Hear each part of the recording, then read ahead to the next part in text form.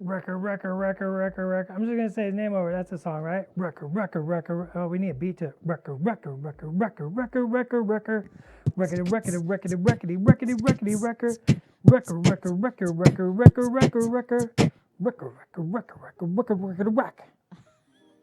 Good morning, good afternoon, good evening, hello, and welcome to Atomic Mass Transmissions Live. Today we're paying up Wrecker from the Bad Batch, or Clone Force 99, whatever you want to call them. I think I'm going to do standard colors, so I primed in black, did a little overspray of some gray, and we're going to start sketching all the little highlights and shadows back in, refining those details and those edges, painting in the reds, and see how far we get today. So whenever you're ready, and let's kick it to the mini cam. Wreck-It Chopper. Man, if Chopper joined the Bad Batch, it'd be the greatest. They'd be unstoppable. Am I wrong? Okay, so as you can see, I've gotten a black prime and a little gray overspray. Nothing fancy on our Wrecker here. Super excited for this. And we're just going to start. I've got neutral gray, dark warm gray, and cold black on my palette. I think let's add a little dark ivory to the palette as well. Which series is Wrecker's paint job going to reflect? Season 1 Mel Maintained or Season 3 Scrap Yards? So I've been thinking about this. That's a great question. They do have Gonky. That's true. The episode, that latest episode where Wrecker just throws Gonky right on his back upside down was probably like the greatest thing I've ever seen. But I've been thinking about this, and I think because the armor plates are different in season 3, I want to maintain my paint job for season 1. So I don't think I'm going to do anything weird here. I'm just gonna paint it season 1-y. Season 1-y, and I got a little Wrecker for an Omega for paint reference as well. You mean for reference? Reference. Reference. I'm not sure Gonky is as much of a psychopathic murderer as Chopper. That's what I'm saying. Like, the Bad Batch can't have Chopper. Like just can't. Like, just can't have Chopper. They would be too powerful. They'd be, what I like to say, nigh unstoppable.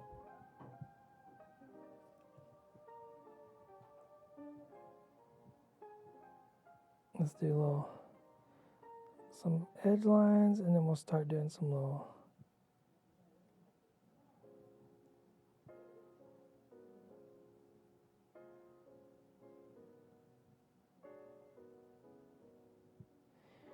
And I do like the painterliness of the Bad Batch animation. So I do like throwing that in there. It's kind of how I paint anyways. Batch painting. Crosshair is the murder machine. Sure. Is everybody caught up on Bad Batch? I am. And that last one was pretty good, considering that comment there about crosshairs. Crosshair, not hairs.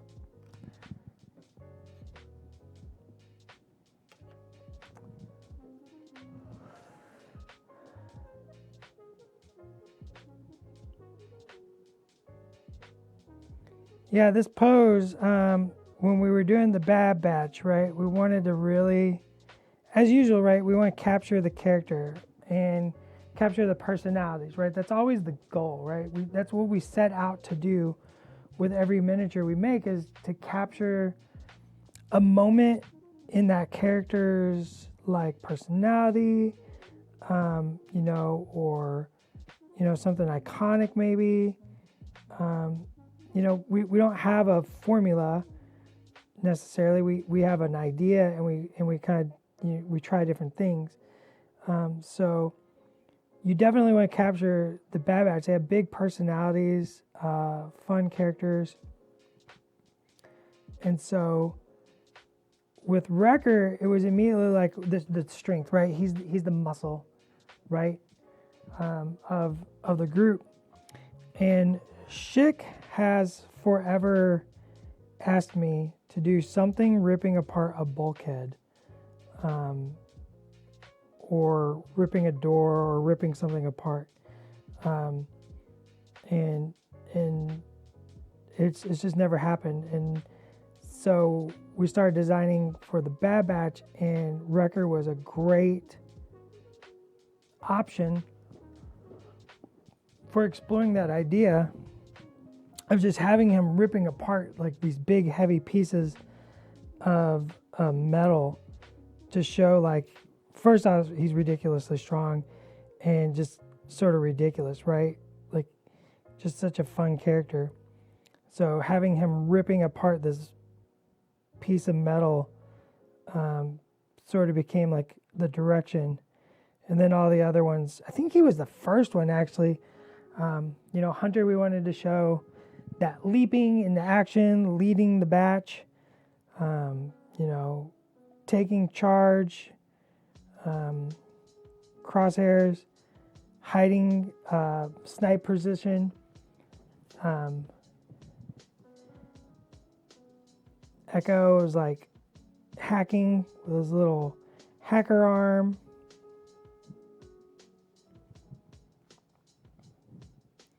Tech's got his really cool goggles. I love the way Tech's goggles came out.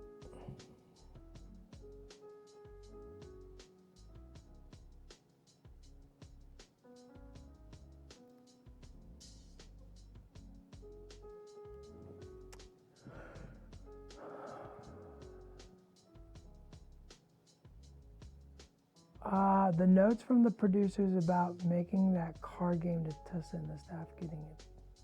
I don't know what we're talking about there. Seeker. We need Das to speak in an Omega accent in the stream. I don't think I'm going to attempt that. I don't think I have a good one in me. Yeah, I was like, guys, don't make him nervous. He's. I don't know if I have a good one in me. I'd have to practice. BB is high quality Star Wars immersion. If there's ever Shatterpoint squad ready to game with Bad Batches, Bad Batch is such a great fit for Shatterpoint. Like,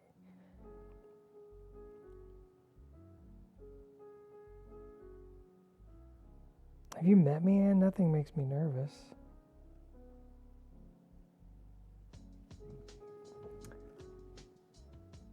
Didn't Bad Batch meet Chopper in the Hera episode of season 1? I believe so. I think you're correct.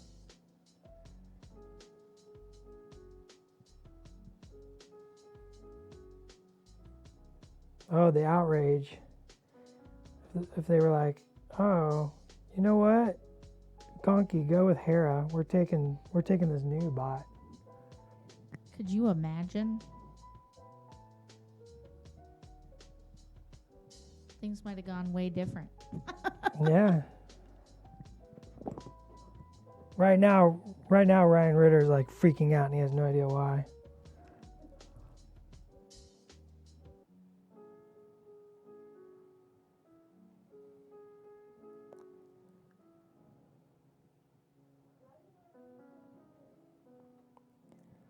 Get a little loosey-goosey here. I need to have fun.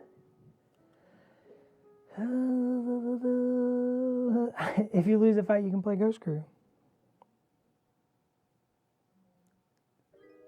Soon.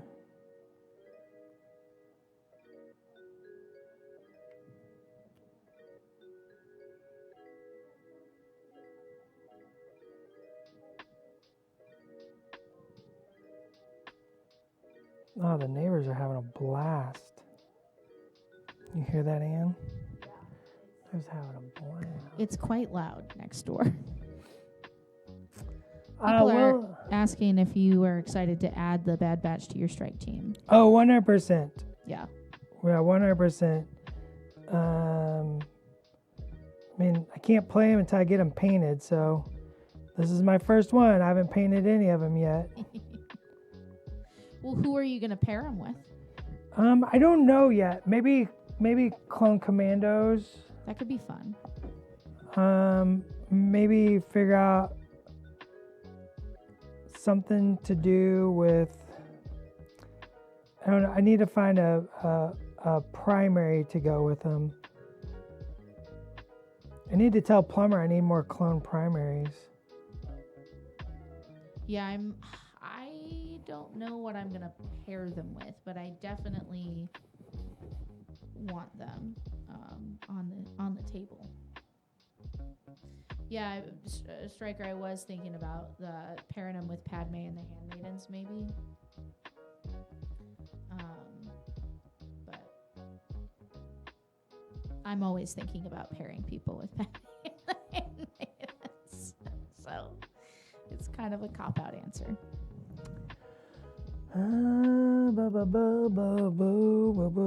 It would be cool to do some of the clone commandos also in like black armor to kind of fill out and sort of tie into the Bad Batch but not be Bad Batch. Be kind of fun. Just a little play on everything and kind of create something, and maybe figure out some conversion to create a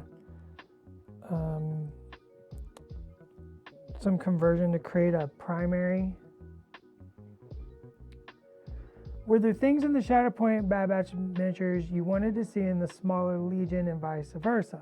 Or aspects of the miniatures you wanted but couldn't achieve because of size? There is a size difference.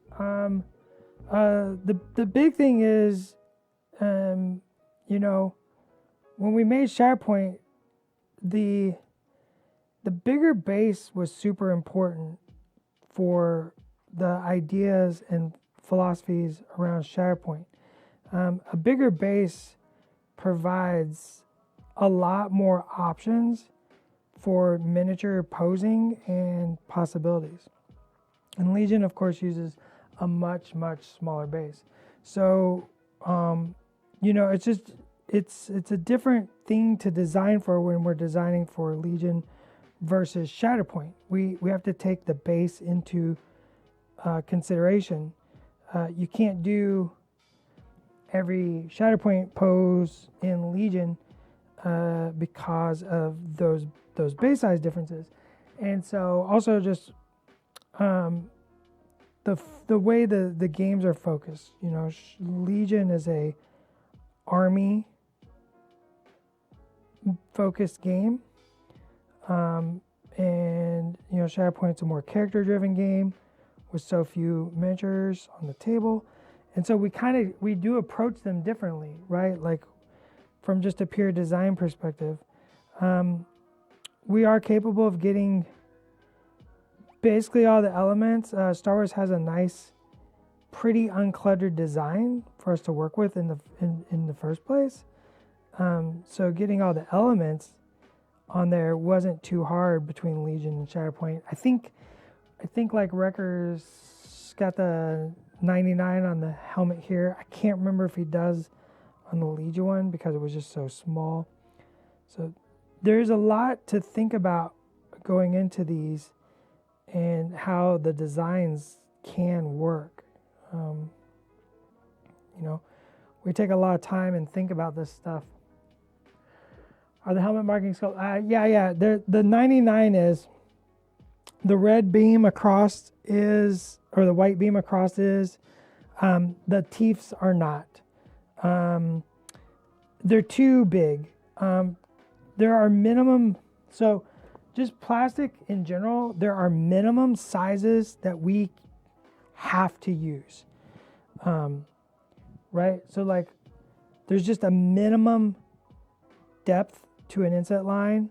There's a minimum raised amount for a raised line. There is minimum thicknesses wide that we have to work with. And sometimes there's also, it can change around what's around it. Like, so how the plastic gets to this point can change how wide it can be. It's not all cut and dry. So sometimes because the element might be producible, the way the plastic has to get to it doesn't necessarily work, right? So we have to like think about that kind of stuff. and that can change things. We always want to try to give as much sculpting information as we can to the miniature for the painter to work with. But sometimes it just looks odd too. Sometimes having those elements sculpted in, and like we'll even do things like we'll do like a test sculpt of an element, and then I'll like kind of paint it to see sort of like what did it look like, and it can look different. It can change the way it looks depending on what's all around it. So like sometimes we try something and it just looks bulky and large and clunky.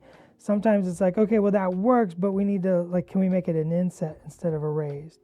And then we try to paint it and we're like, oh, see, that works really, really well there. And then we ask whys, like we ask the questions like, well, why does it work there? Why didn't it work before on this? You know, there's a bunch of science and math and engineering. The engineering team is very, very intelligent. Group of highly trained individuals working with some pretty impressive tools and technologies, and spend a lot of time thinking about this stuff to get to work. So sculpting the little teeth on Wrecker actually it made him look really, really weird. It made the helmet have a lot more bulk than it should, and actually it looked more wrong to have him sculpted on. So you leave them off and you do have to sort of, paint it on. And that's a nice little challenge for you to develop as a painter. And also, it gives me something to talk about on the paint streams.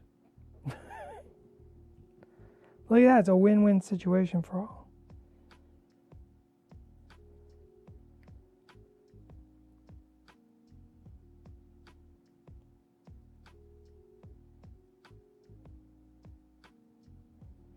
Are you currently framing the miniature with this gray? Are you picking out the I'm framing and picking out the reflective areas.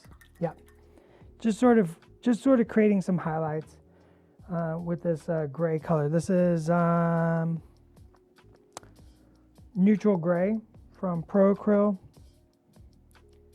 and I'm just sort of edging because you edge the metals, the armor plates. Light collects on the hard edges, and then I'm just sort of blurping in the sort of reflective areas, sort of really, really, really rough. It doesn't gotta be perfect, by any stretch. It's just for me. It doesn't matter if it's perfect for me. And then we're gonna add a little bit of this dark ivory. Do that. And highlight up again. It has been really awesome to see the evolution of sculpts for MCP and Shatterpoint since launch of both. I mean, every miniature company evolves, and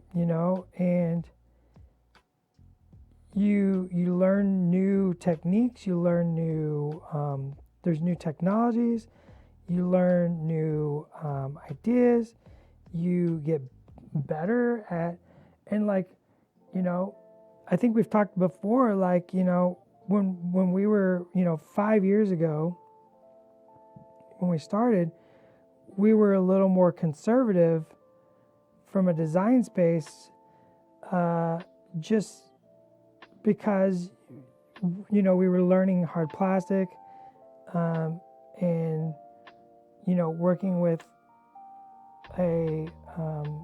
with partners who we hadn't worked with before. So it was much more conservative, right? And you learn what can and can't be done, and you learn how to push, and you learn how to grow, and you start developing new stuff, and next thing you know, you got Wrecker jumping over, command nodules, and you develop, right? You can't start out. It was like here's an analogy I used actually today. When you were learning how to use ride a bicycle, hopefully, maybe I'm wrong. Maybe your father or your mother took you up to the top of Mount Everest on a really expensive mountain bike and said, "Bike down, sucker!"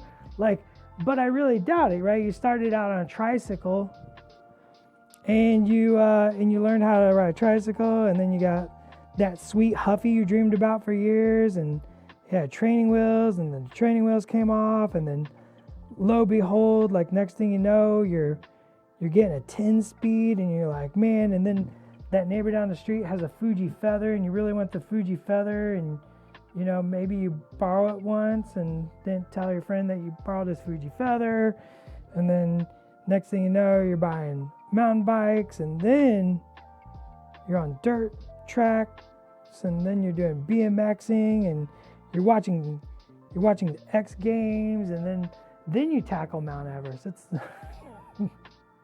It's a long trip. I have no formative memories of how I learned to ride a bike. Well, that's all right, you know. I'm sure you're fine. I'm sure you're fine. You're fine. How bad could it be? I hit my head a lot as a kid too. I think it shows though.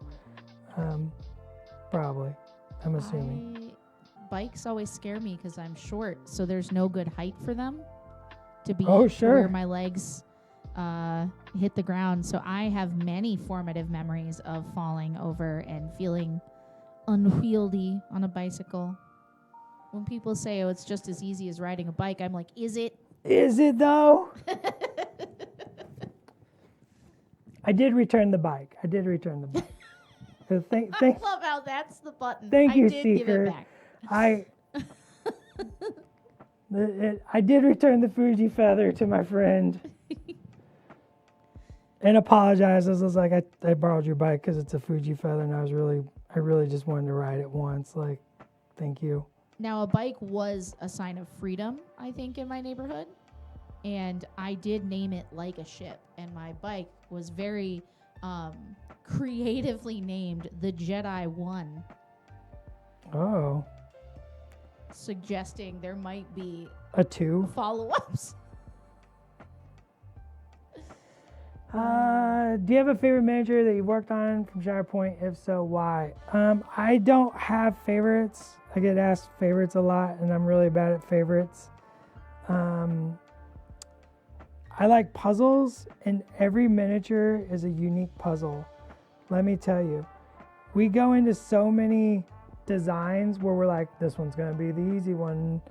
And then it's like, it's just absolutely just not. It's the hardest one.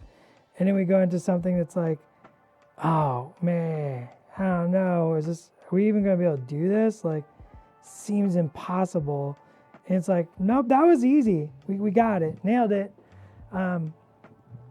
So I love that puzzle. I love that surprise that miniatures can give us as designers and creators of what's going to be a hard puzzle to grok and what's going to be an easy puzzle to grok, because the answer is you never know, and you get to try a bunch of new stuff constantly,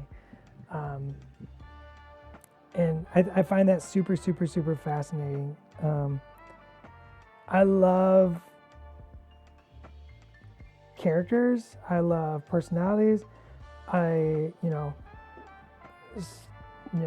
All the IPs we work on, I really super enjoy a wide variety of the characters, and basically all the characters. They're all important in their own unique ways.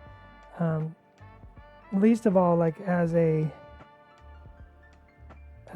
want everybody to have their favorite. So you gotta take pride and care into each one to make sure that you're doing your best, because it's somebody's favorite, and you want to make sure that it gets its due diligence, right? You want to make sure that you're doing it right for that person on the outside who might be the next great miniature painter, designer, developer, and they get inspired by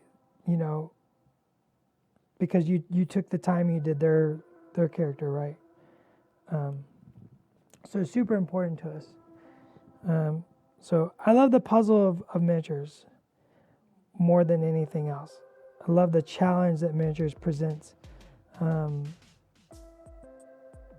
Even just a paint job, right? I love the challenge that, the miniature asks me a bunch of questions that I might not have the answer for. And like, I'm painting this black like I've never painted black before. Like, why? Because I don't know. I'm just doing it, Let's just try something. Let's do something a little different today,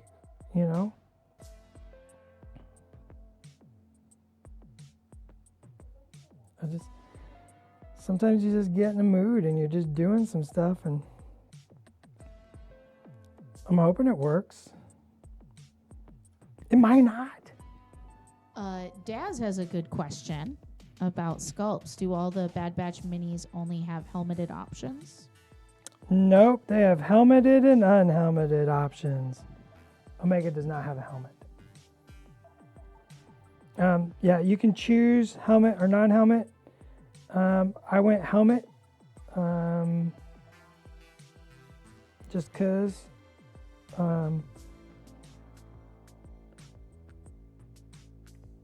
I think Tex turned out really awesome. He has such a unique helmet, and it's really cool. So I'm glad that his turned out super cool.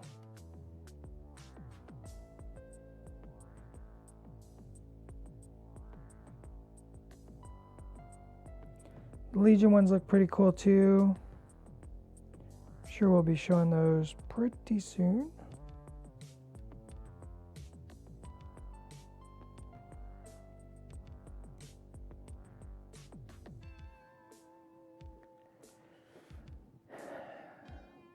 L says they're going to magnetize the heads. Yeah, you can do that.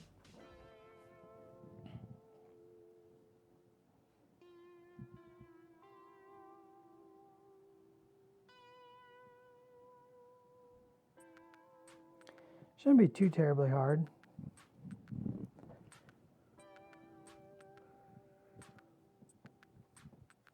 Does Omega get anything special for ult pose makeup? I don't know if we got makeup for the lack of a helmet option, but there's only one build option for Omega.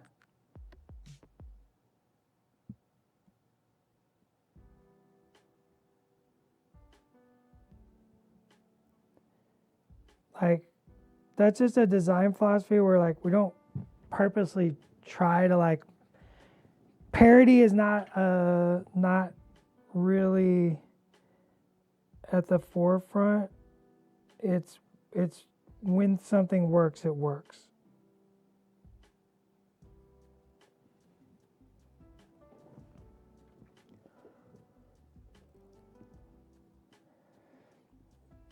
Dad, you're asking about unreleased stuff, and you know how I can't talk about anything that hasn't been released. That's cheating.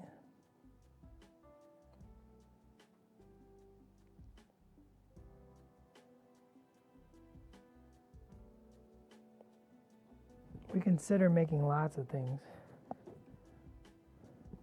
Is the 99er Records helm sculpted? Yep, you can see it right there.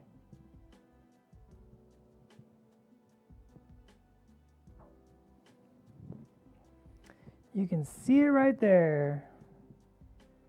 Sculpted in full 3D rendered glory.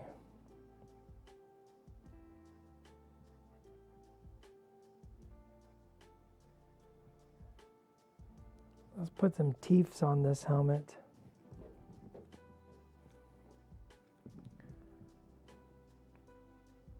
I don't know if that'd be too large.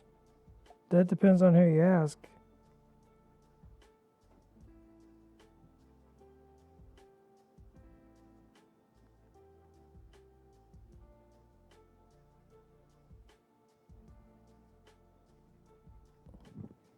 Also, I mean, like a lot of times it's like, the size of stuff limits,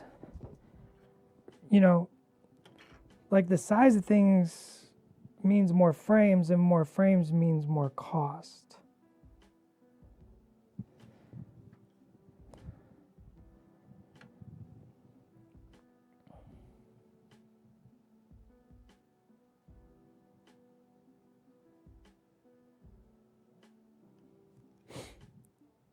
Like, it's not about the size as much as the number of frames. Thieves. 1, 2, 3, 4, 5. 5-ish. We need to put a little black back up onto that teeth area for the contrast. Oh, I think I like big terrain sets too. So terrain is supposed to ask you questions. It's not supposed to be some like it shouldn't be perfectly parallel on both sides of the board, right? The games aren't designed like that. It's just, you want the terrain to ask you questions. You want the terrain to ask your opponent questions. The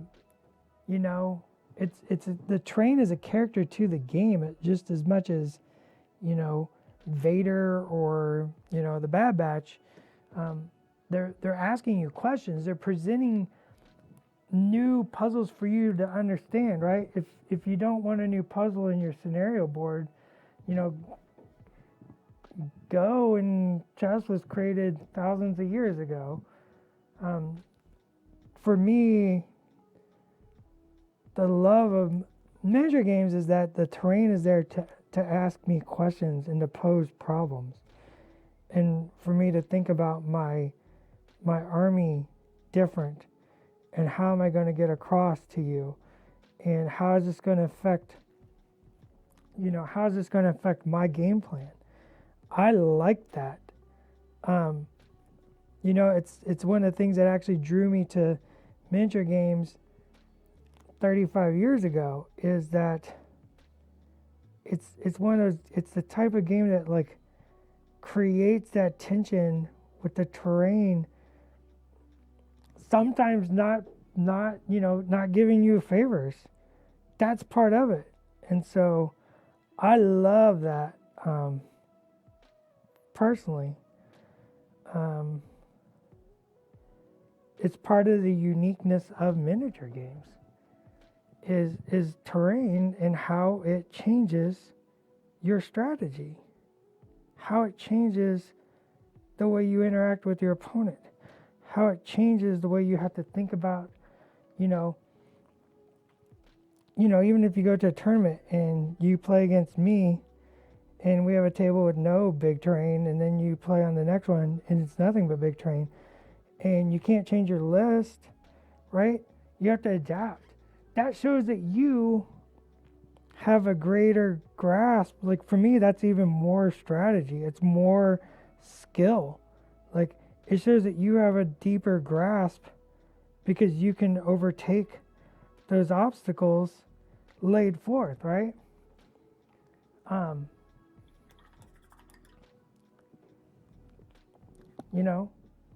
Not every general gets to pick where they fight.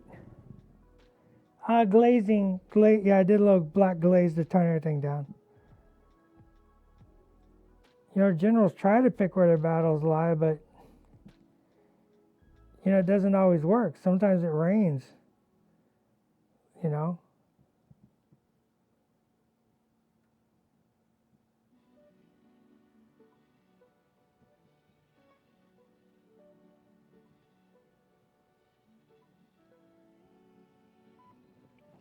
Simple triangles. We all learned to draw triangles in elementary school.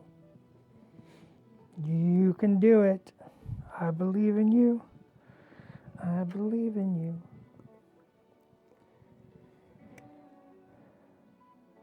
Find there are size restrictions for you need to get the objectives accessible. What do you mean? I don't understand what you're saying there, Daz. I find there are size restrictions for training places. You need to get the objectives accessible on the battlefield. Sometimes the objective is not as accessible as others.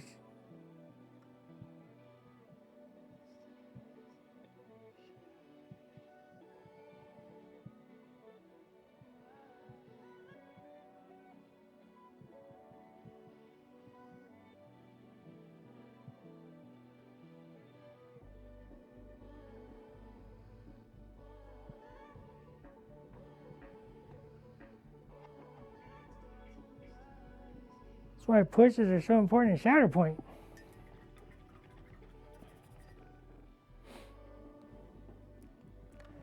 The custom Dianoga pictured on the Honda photograph is amazing. It'll have to be put out in a future package of this. Yeah, that was created by wasn't it Hawkins? Yeah. One of our terrain makers who makes stuff for our background photography, Rob Hawkins, as like just a little set piece to go with one of the train sets he built. Super cute, super adorable little Dianoga, just poking their little noggin up and out. It's a fun little thing that he just threw in there. It was cute. Red trims.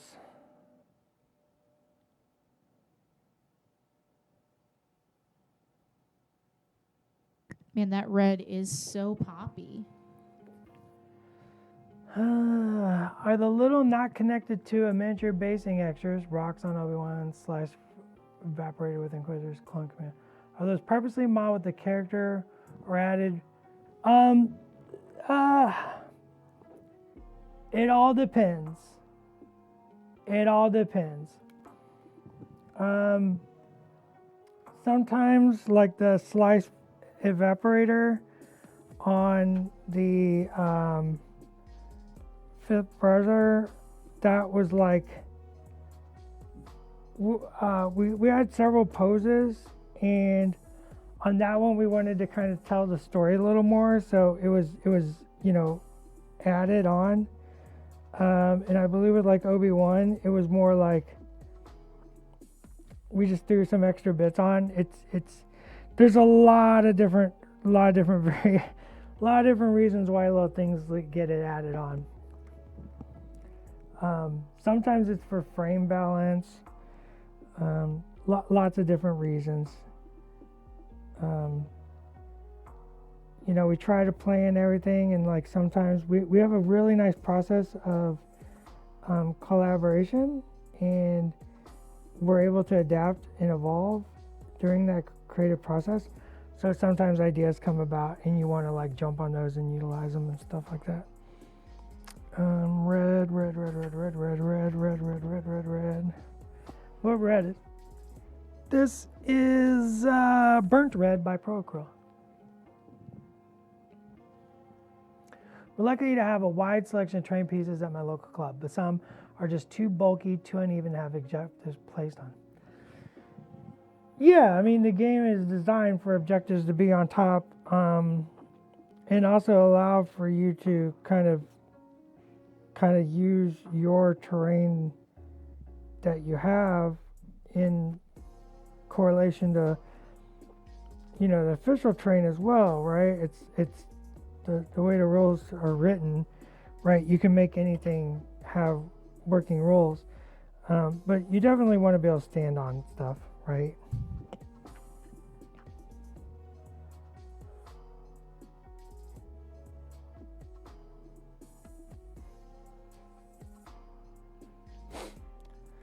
It's got these little red indents in the shoulder pad. Those are sculpted on for you.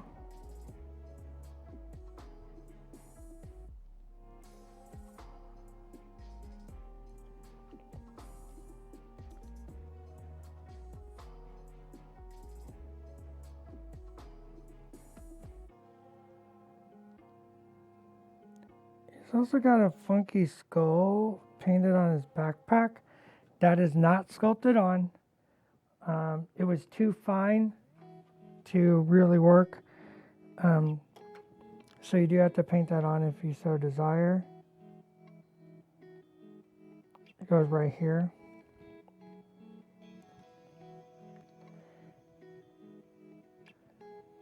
If I have time, I'm going to paint my Gonk in Clone Force 99 colors to bring to Adepticon. Dope.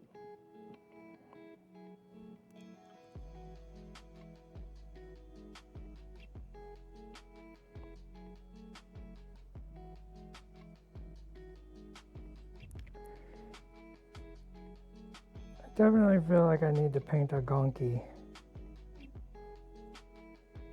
which I think, if I remember correctly,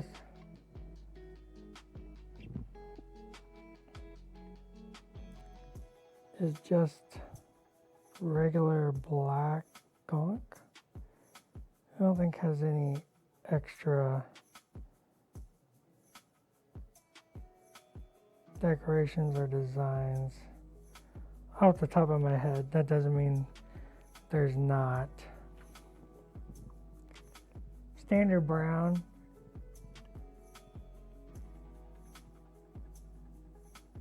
Who from Atomic Mass is coming to Adepticon? I don't have the complete list off the top of my head. Schick, Simone, Pagani, me, Tony.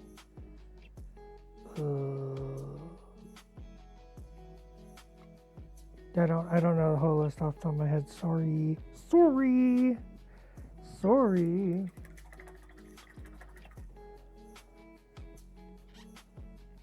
Let's tone down this. I painted this darn highlight on his backpack, and now I realize like there needs to be a skull painted on there. And that's just going to get in the way of everything.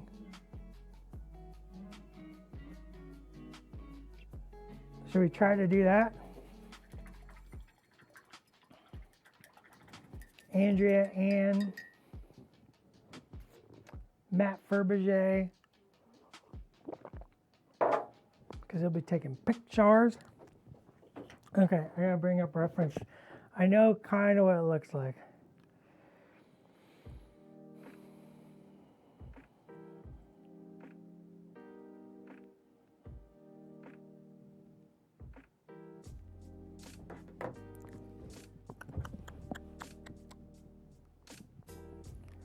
Ooh, can he do it?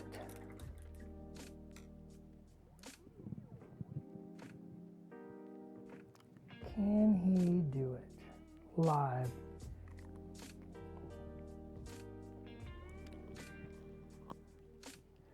So remember, it's all about refining and defining. So if I mess up, you just go back.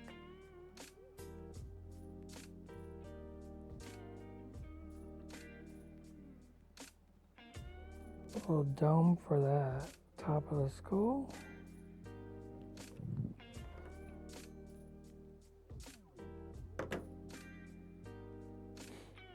I need to make that screen way brighter. Goodbye, battery.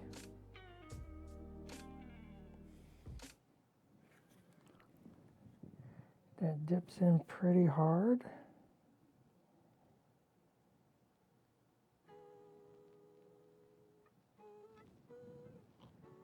And a square jaw.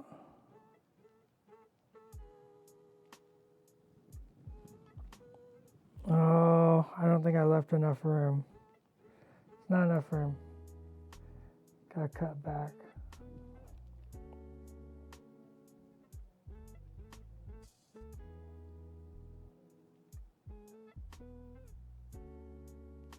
See, sometimes you just gotta start all over.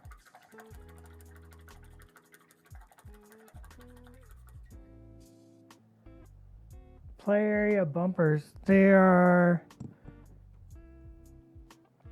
little sections of just like playmat material that sits in front of you to hold your cards.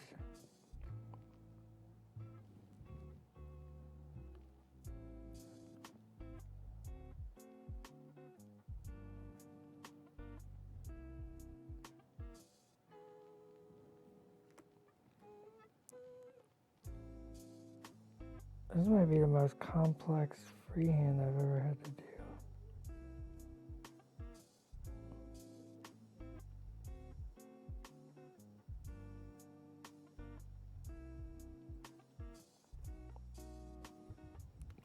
Ah, my phone keeps turning off.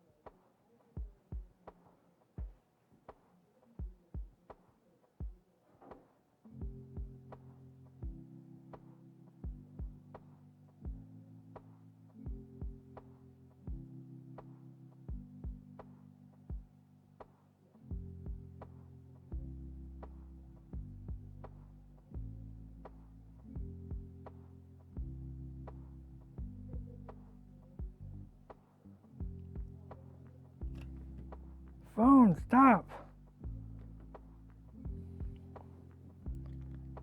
You can barely see it right now.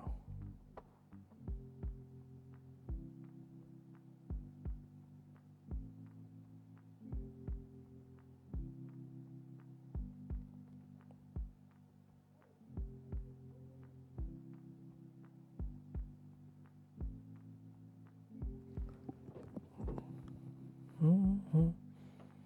Mm-hmm.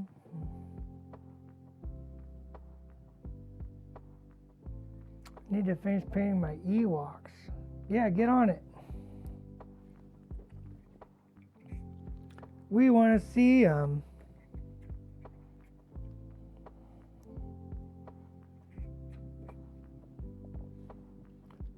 Now you gotta share it to class.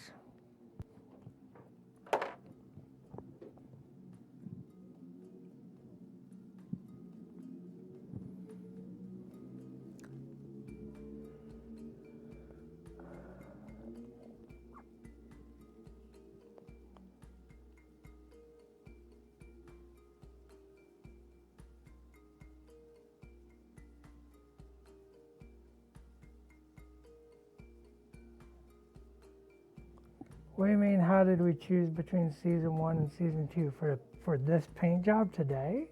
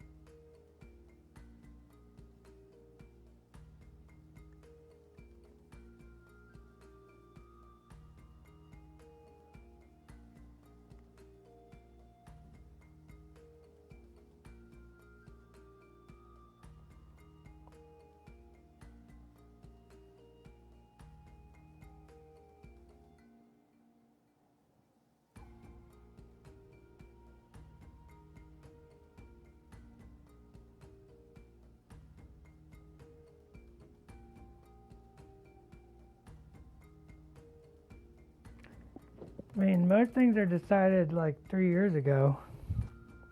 You know what I mean? If you're seeing something today, I haven't seen it for 2 years.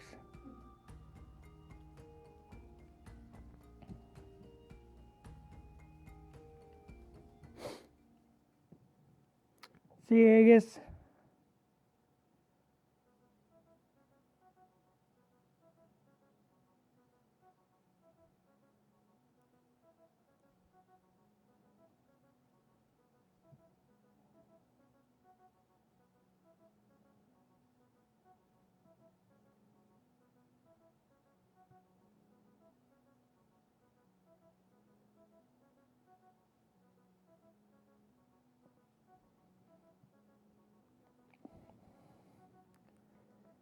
Like, our design process is very, very long. It takes a long time to, you know, do a concept and turn a sculpt, and then you got to work with, you know, getting a painter and marketing photography and graphic design development. You have production, like just the amount of time it takes to actually produce the miniature. Like, they have to cut large chunks of steel to make these miniatures, and then it has to ship across the ocean. Do you know how long it takes to get across the ocean? I know there's one person on here who works in shipping and can tell you how long it takes to get across the ocean on a boat.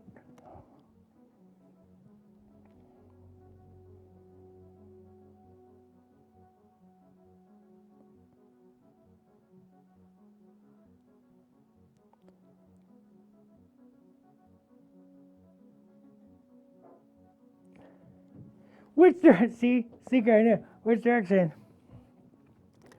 We gotta go from China to, not Seattle. It's East Coast.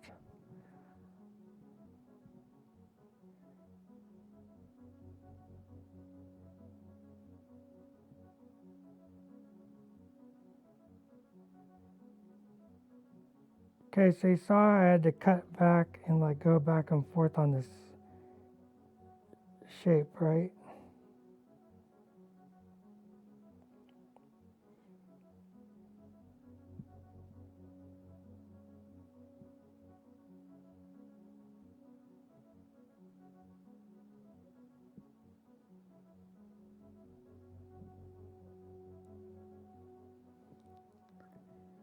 That doesn't look bad. Did anybody bring up reference to know what I'm painting? You should just Google Wrecker backpack. Yeah. And I think it turned out pretty good, actually. Can you turn it more towards the camera for a second? Yeah, thank you. There's a skull with wings and a hat and a 99.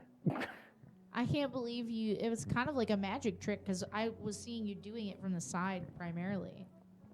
Incredible. It's all on there. It's all there.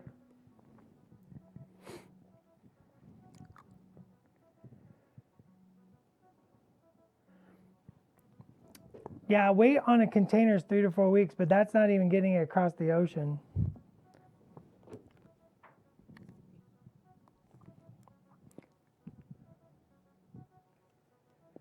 Hardest part about the job, remembering what you designed 2 years ago, not spilling. Yes, TK, I've had many times where I'm like, I have to stop. I'm like, did we talk about that? Like, so I usually try not to. I'm usually pretty good about keeping my mouth shut and just assuming that nothing's, because I don't do very much social media.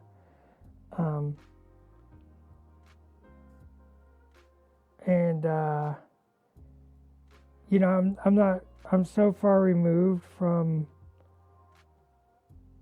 you know, the distribution and releasing and stuff. The closest I am is the paint streams. So I know if it's on the paint stream, we can talk about it. I have busted in and told people to stop talking about stuff.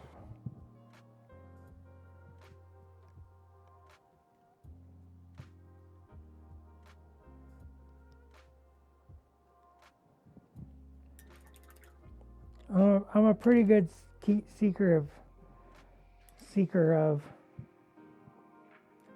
I'm a pretty good keeper when it comes to a secret.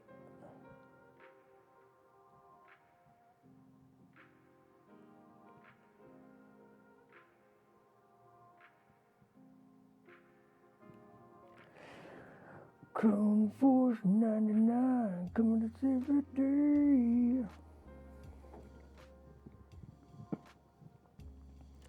There are definitely things like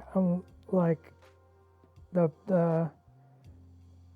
so the test shots come in and I have to like build the test shots and I'll be like, man, when did we do this?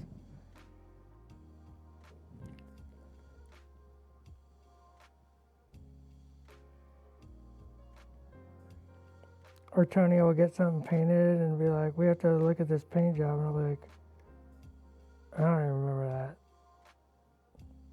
That was so long ago, Tony.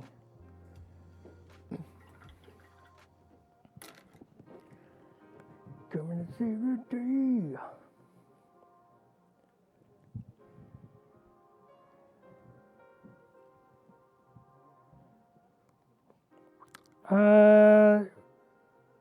The Bad Batch got a whole. Whoops. If I remember correct, Preston did most of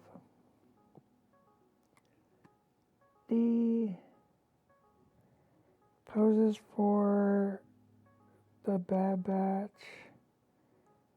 and did like just turned over whole sheets with like 6 poses per character. So we were able to pick and choose on them, which is super great. Sometimes you just do one, sometimes you just do two. Sometimes you just do a whole mess of poses, and you get to pick from a selection, which is really, really nice. I've talked about in the past where like sometimes you just have the idea in the head, like you just start talking to people around the office. You're like, you just say, the character name. You're like, do your best wrecker pose, and somebody does something. You're like, yeah, that's literally it, because it is sort of like sometimes you just want that first thing that pops into the head.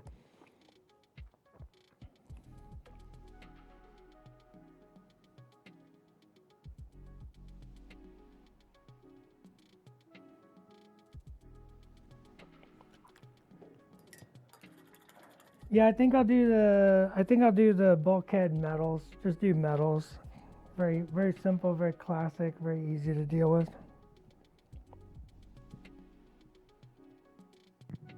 I don't know if we covered this, but how did you guys determine what wrecker was wrecking? I think Preston drew like a part of he just had shapes.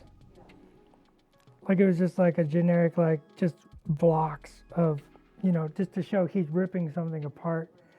And I'm pretty sure we just turned it over to the sculpting team. It was like, it's space debris.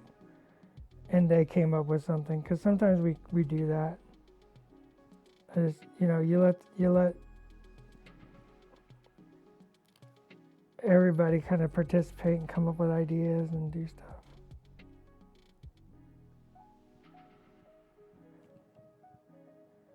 Because I really feel like we didn't have anything planned, and I just sent it to Marco, and he's like, what's this? I'm like, space debris? Why don't you do space debris? Have you thought about space debris yet, Marco? Marco, space debris. Have you asked yourself questions about space debris today? Yeah, tell me what you feel about when you think about space debris. Is it dope?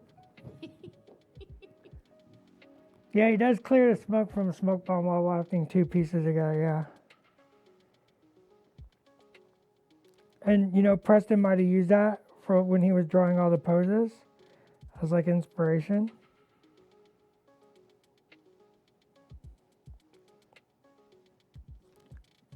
I do love that one side has the classic like big oval light source things. I guess it would be his right hand. Yeah. Mm-hmm. I guess they both have that. Yeah, the Star Wars oval lights. I've always dreamed of like having a feature wall that has the Star Wars oval lights. Oh, in your home? Yeah. Once I have a house, I think there will be like a cool rec room that has. I think the bathroom would be really. Well, yeah, because it could be soft lit for like. I'm laughing because you're not wrong. I'm not. You're not. Like imagine nice. if it was like your shower, and so your inner shower wall was like soft lit Star Wars wall. Ooh. Yeah. Let's really dig into this idea later. let's dream a little dream. How difficult is to decide between poses that everyone knows? For example, everyone lightsaber pose. It's always a discussion, right? Like, and sometimes you think like, well, we're gonna definitely do Obi-Wan again, right? But you definitely want to get that classic Obi-Wan pose.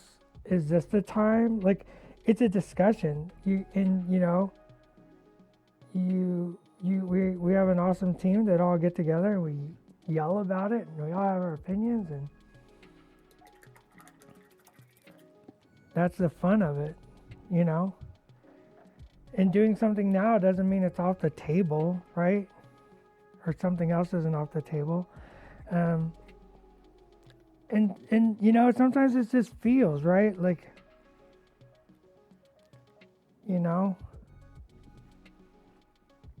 there's other poses Obi-Wan could be doing, I'm sure you'll see another Obi-Wan pose someday, right? Like, so it's, you just kind of, you go with kind of the feel of the character, of what the goal of the rules are. You go with like sort of what's around. I like designing around stuff that's all happening around the same time as well. Like sort of getting a vibe in the releases.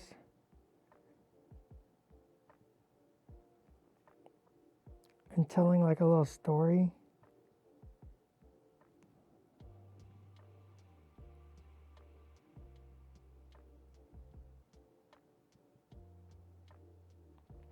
I mean, Shatterpoint Obi-Wan and Shatterpoint Grievous was 100% designed together.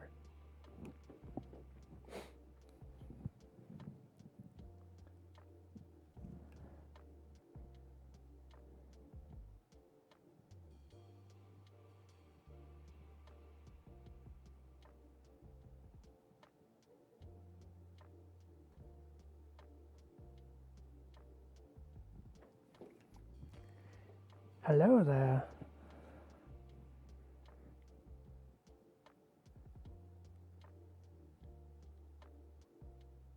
So sometimes the other things that you're working on kind of give you insight. Sometimes it's, it's more oblique than that.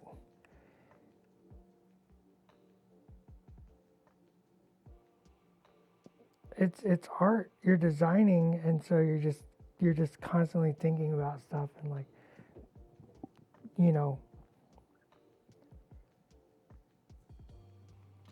there's no wrong answers.